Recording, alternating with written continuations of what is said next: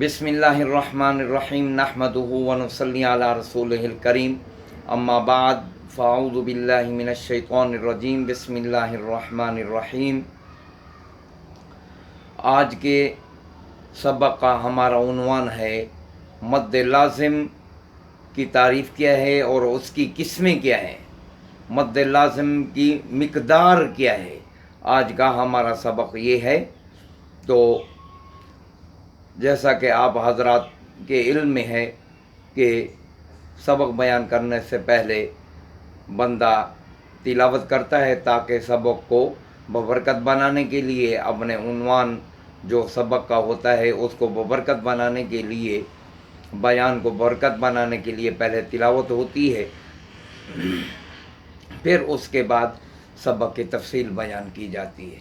تو پہلے تلاوت سماعت فرمائیے، اور تلاوت سماعت فرمانے سے پہلے آپ سے ریکویسٹ ہے تمام نیو لسنرز اور ویورز سے کہ چینل کو سبسکرائب کریں اور بیل کے آئیکن کو دبائیں اور ویڈیو کو شیئر بھی کریں اور لنک پر کوئی اچھا سا جملہ بھی لکھیں، ثواب ملے گا۔ تو بہرحال تلاوت سماعت فرمائیے۔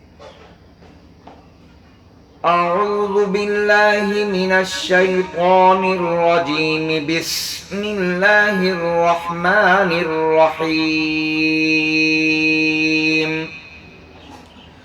قل یا ایہا الکافرون لا اعبد ما تعبدون ولا انتم عابدون ما اعبد ولا انا عابد ما عبدتم ولا انتم عابدون ما اعبد لکم دینکم ولی دین۔ بسم اللہ الرحمن الرحیم۔ اذا جاء نصر اللہ والفتح ورأيت الناس يدخلون في دين الله أفواجا فسبح بحمد ربك واستغفره إنه كان توابا۔ صدق اللہ العظیم۔ بہرحال مد لازم کی تعریف بیان کی جاتی ہے۔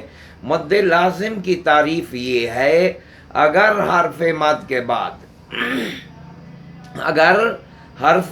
بعد علی مدہ کے بعد، یا مدہ کے بعد، واو مدہ کے بعد سکون لازم اسی کلمہ میں ہو تو اس مد کو مد لازم کہتے ہیں۔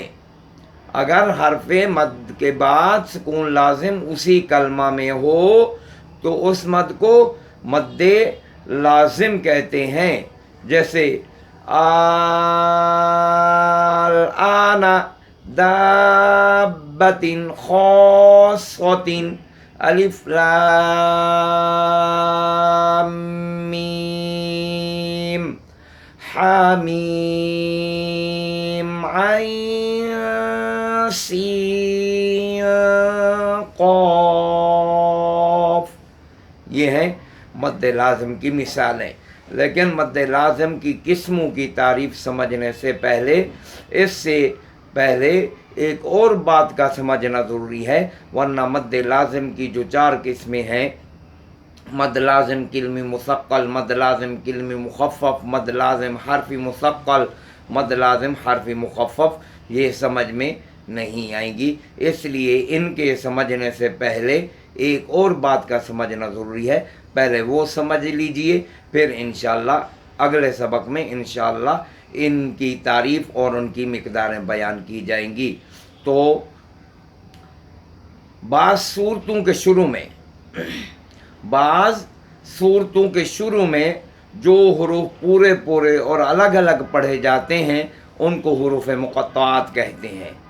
بعض सूरतों के शुरू में जो हरूफ पूरे पूरे और अलग अलग पढ़े जाते हैं उनको हरूफ मुक़त्तआत कहते हैं। ये कुल 14 है जिनका मजमुआ सिलहा सुहैरम मन क़तअका, ये 14 हैं जिनका मजमुआ सिलहा सुहैरम मन क़तअका, ये 14 है। इनमें सिर्फ एक तो अलिफ है, एक तो अलिफ है। अलिफ से अलिफ मद्दा मुराद नहीं है बल्कि सूरतों के शुरू वाला अलिफ मुराद है। इसमें किसी किस्म का मद नहीं होगा, ना मद असली ना फरई। बाकी जो 13 बच गए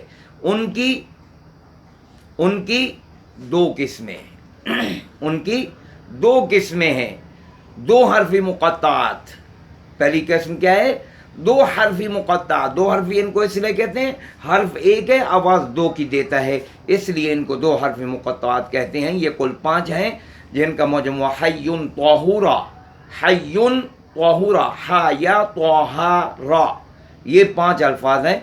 इनमें मद असली होगा और मद फरई नहीं होगा। क्यों नहीं होगा? इनमें सिर्फ हर्फ मद मौजूद है। जैसा कि मैंने शुरू के में कहा था कि अगर हर्फ मद के ऊपर वक़्फ़ किया जाएगा तो एक अलिफ के बराबर मद असली के बराबर आप मद करेंगे। तो हय्युन तौहुरा में सिर्फ देखें, हा के बाद अलिफ है, रा के बाद अलिफ है, तो के बाद तमाम 5 हर्फों के बाद अलिफ मद्दा मौजूद है, तो इसमें एक अलिफ के बराबर मद करेंगे, इसलिए इनमें हर्फ मद है, सबब में मद मौजूद नहीं है, मद फरई नहीं होगा। और बाकी जो 8 बच गए, ये 5 थे, बाकी 8 बच गए थे। 8 जो बचे हैं उनको कहते हैं, उनका मजमुआ है कम असलिन नक़स। कम, काफ मीम ऐन सीन लाम नून क़ाफ सौद। अब इनमें देखें कि 3 हर्फ इसलिए कहते हैं कि हर्फ एक है, आवाज़ 3 की दे रहा है। सौद, क़ाफ, मीम, नून, आवाज़ 3 की दे रहा है, इसलिए इनको 3 हर्फ मुक़त्तआत कहते हैं। तो इनमें मद असली भी होगा, मद फरई भी होगा, क्योंकि इनमें सबब मद अलिफ वाव या भी मौजूद है और आखिर में साकून भी है। सौद को देखें, अलिफ और दाल का साकिन है। मीम में देखें या मद्दा है, उसके बाद फिर मीम का सकून। तो इनमें हर्फ मद और सबब मद दोनों मौजूद हैं, तो इसलिए इनमें हर्फ मद भी और सबब मद भी मौजूद है, इसलिए मद असली और फरई दोनों होंगे। इन 8 में फिर थोड़ा सा ये फ़र्क है कि 7 में कम असलिन, कम सलिन नक़स, कम सलिन नक़स, कम असलिन नक़स में से कम सलीन नक़स में आइन के अलावा बाकी 7 हर्फों में बीच का हर्फ मद्दा है, और जो आइन जो 2 जगह है, मरियम और शूरा के शुरू में, इसमें बीच का हर्फ लीन है, इसमें बीच का हर्फ लीन है। तो ये हैं हुरूफ मुक़त्तआत जो 14 थे, उनकी ये किस्में, और उनमें मद असली या फरी में से क्या पाया जाता है, अल्हम्दुलिल्लाह उसका बयान हो गया। अल्लाह ताला हम सब को इन मसाइल की रोशनी में कुरान मजीद सही पढ़ने की, तजवीद के साथ पढ़ने की तौफीक अता फरमाए, और अपना ख़ास बंदा भी बनाए और इखलास के साथ कुरान मजीद पढ़ने की तौफीक अता फरमाए। अल्लाह ताला हम सब का पढ़ना भी कबूल फरमाए और अपनी बारगाह में हम सब को पढ़ने की तौफीक भी अता फरमाए। अल्लाह ताला हमें नेक और एक बनाए। व आखिर दावाना अनिल हम्दुलिल्लाहि रब्बिल आलमीन।